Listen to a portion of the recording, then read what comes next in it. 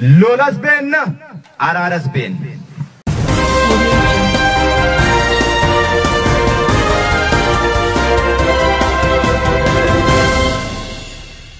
Oduu keenya jalqabaatiin mariin mootummaa Itoophiyaa fi hooggantoota waraana bilisummaa Oromoo gidduutti adeemsifamaa jiru guyyaa sadaffaaf Tanzaaniyaa Daarussalaamitti bifa milkiitiin gaggeeffamaa jira jedhame. Marii kana ammoo adda kan taasisu ajaja olaanaan waraana bilisummaa Oromoo Jaalmarroo Dirribaa cinaatti ajajaan waboo kibbaa Jaal Gammachuu Abbooyyee argamaniiru. Mariin kun ammoo guyyaa sadaffaaf karaa milkiitii fi gammachuu qabuun adeemsifamaa akka jiru gabaafameeti jira. Gabaasa bal'aa isin biraan geenya. Oduu keenya isatti aanuun Harargee Bahaatti ilmi dhalaaf jecha abbaa isaa ajjeesuun awwaale to'annaa jala ooluun gabaafame. Gabaasa bal'aa isin biraan geenya. Oduu biraatiin yaadannoo waggaa tokkoffaa Dr. Kabajaa Artist Alii Birraa ilaalchisee mariin paanaalii magaalaa Dirree Dhawaatti gaggeeffamaa jira. Waltajjiin marii seenaa jireenyaa gumaata Artist Alii Birraa aartii Oromootiif gumaache jedhamuun gaggeeffamu bakka sabaaf sablammoonni argamanitti gaggeeffamaa jira. Dhimma kana irrattis gabaasa bal'aa isin biraan geenya. Akkam jirtu daawwattoota hordoftoota Anolee Global Media. Oduuf odeeffannoo keenya guyyaa har'aa tokko jennee jalqabneeti jirra. Odeeffannoo keenya ijoo isaa dhageessan guutuu isaa kan isin biraan geenyu ta'a. Hanga xumura sagantaa keenyaatti dhaggeeffachuun yaada qabdan gara koomentiitiin nuuf barreessaa. Viidiyoon keenya namoota hedduu bira akka dhaqqabuuf ammoo laayik sheer godhuun dagatinaa isiniin jedha. Oduu keenya jalqabaatiin Harargee Bahaatti dargaggeessi tokko dhalaaf jecha abbaa isaa ajjeese jedhamuun to'annaa jala ooluu poolisiin hime. Shakkamaa Ibrahim Hassan Abdallaa dargaggeessa umriin isaa waggaa 25 akka ta'e himame. Godina Harargee Bahaa aanaa Guraawaa keessa jiraata Araddaa Eelaa Xaaxeessaatii jedhameera. Abbaan isaa miidhamaan dhuunfaa obbo Hassan Abdallaas jiraatuma Araddaa kana yoo ta'an dullumarraa kan ka'e lafa qonnaa qaban bifa dhaalaatiin ijoollee isaaniitiif hiraa jiru. Dhimma dhalaaf jecha abbaa isaa nyaata dhorkatee rakkisaa kan ture dargaggeessi kun abbaan isaas deddeebi'ee bulchitoota Araddaatti himachaa ture jedhameera. Osuma himachaa jiru abbaa kiyya kana ajjeesuun qabaa jechuun murteeffatee dhokotee bakka namni hin jirretti hordofee ajjeesee jedhan hoogganaan poolisii aanaa Guraawaa Inspektar Olaanaa Waaggaarii Jabeessa. Himannaa kana irratti shakkamaan ammatti waan jedhe qabaachuu baatus shakkamaan kun yakka ajjeechaa kana yoo raawwatu haadha warraa isaa dabalatee shakkamtoota biroo waliin mari'achuun akka tures ragaan poolisii aanaa Guraawaa irraa argame ni mul'isa. Akka galmeen poolisii ibsutti shakkamaan gocha ajjeechaa kana erga raawwatee boodaas gargaarsa shakkamtoota biroon reeffa abbaa isaa hallayyaatti gatuu himan. Hallayyaatti darbee akka abbaan isaa badeetti abbaan kiyyaan na jalaa badee jechuun hawaasa waliin barbaada akka ture Inspektar Olaanaa Waaggaariin himaniiru. Shakkamaan kun obbolaawwan isaa kunneen birootiin yoo gaafatamus gocha raawwatee dhoksuun isaa waliin abbaa isaanii barbaadaa ture. Sana booda garuu guyyaa sadaffaa irratti karaa abbaa isaa hallayyaatti buuse sanaan obboleettii isaa reeffa itti agarsiisee isheen gaafa iyyitus achumaan fiigee badee jedhan poolisiin. Shakkamaan reeffa abbaa isaa obboleettii isaatti agarsiisee erga miliqee booda aradduma sana keessatti ammoo mana nama dhuunfaa keessatti dhokatus hordoffii poolisiidhaan taasifameen deeggarsa hawaasaa waliin to'annaa jala ooluun gabaafameera. Gama biraatiin hawaasni naannoo iyya obboleettii shakkamaa dhaga'uun birmatee reeffi miidhamaa hallayyaa keessaa akka ba'u taasisan. Haa ta'u malee ammoo wayita hawaasni dhimmicha poolisiitti himuun reeffi akka qoratamuuf gaafatutti bulchaan araddichaa dhorkanii jedhame. Bulchaan araddaa gocha sana keessa shakkamaarraa maallaqa nyaatee jira waan ta'eef awwaala malee waajjira poolisiin geessinaa marga haammachuuf jedheetti hallayyaa bu'ee jechuun akka reeffi hin qoratamne bulchaan araddaa dhorkaa turuu himan. Hawaasa keessaa namni tokko yaada bulchaa araddaa kana mormus bulchaan araddaa yaada isaatti cichuun namicha isa morme hidhuun reeffi miidhamaa akka awwaalamu taasisee jedhan. Namicha yeroo hidhan warri kaan ammoo sodaatanii awwaalan. Erga awwaalanii sa'aatii 3 ture booda ammoo odeeffannoo dhageenya jedhan qondaalli poolisii aanaa Guraawaa.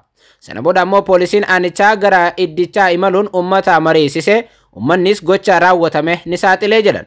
Uummanni yeroo saaxilu ammoo bulchaa araddaas namoota gurbaa namicha faana hidhanis haadha warraa shakkamaa tokkoffaa dabalatee waliigala namoota 5 to'annaa jala oolchuu isaa poolisiin aanaa Guraawaa himeera. Lolas beenna araaras been. Oduu keenya isatti aanuun Ajajaan waraana bilisummaa Oromoo kibbaa mariidhaaf Taanzaaniyaa ga'ee jedhame. Marii kana ammoo Ameerikaa, IGAD, Keeniyaa fi Noorweey haala mijeessuun hirmaachisaa jiru. Mariin mootummaa Itiyoophiyaatii fi bakka bu'oota waraana bilisummaa Oromoo WBO gidduutti adeemsifamaa jiru Taanzaaniyaa Daarussalaam hoteela Hyatt Regency keessatti ta'aa jiraachuu maddeen dippiloomaasii dhimmichatti dhiyoo qaban himaniiru. Marii kun guyyaa sadaffaaf bifa milkiitii fi ajaa'ibaatiin gaggeeffamaa jira jedhameera.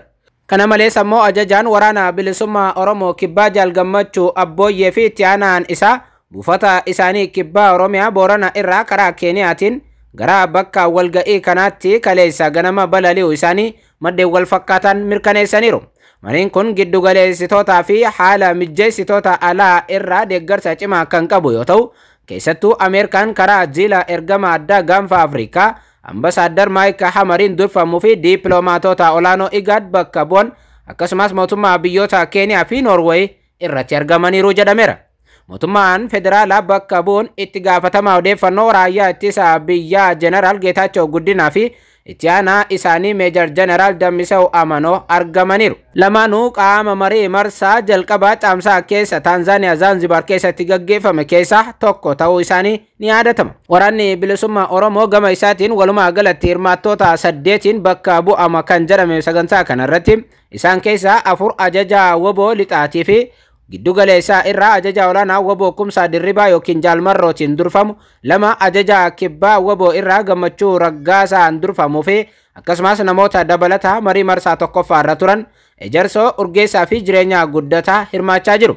Qondaaltonni olaanoo mootummaa federaalaatii fi mootummaa naannoo Oromiyaa keessaa hammataman akkasumas ammoo miseensonni WBO bakka bu'an 2 torban 3 darban keessaa marii guyyaa tokko dura jalqabame qondaaltota olaanoo gama lameeniin gidduutti adeemsifamaa jiruuf karaa saaqeeraa jedhameera. Aangoonni marii siyaasaa torban 3 darbaniif adeemsifame irratti hirmaatan mariin kun gara waliigaltee mallatteessuutti yoo ce'e akka itti makaman ni eegama jechuun maddeen dippiloomaasii Addis Istaandarditti himaniiru. Walumaa galatti mariin guyyaa sadaffaa qabatee Taanzaaniyaa Daarussalaamitti gaggeeffamaa jiru hawwii gaarii fi milkaa'ina gaariin eegamaa jira. Kanaafuu yoo gaaffiin Oromoo osoo rasaasa tokko hin dhukaasiin bakka barbaannutti waltajjii sirrii araarri sirrii bakka jirutti deebii argata ta'e hin sodaannu. Dhaqneerra moo dhaqne? Injifannee immoo deebine.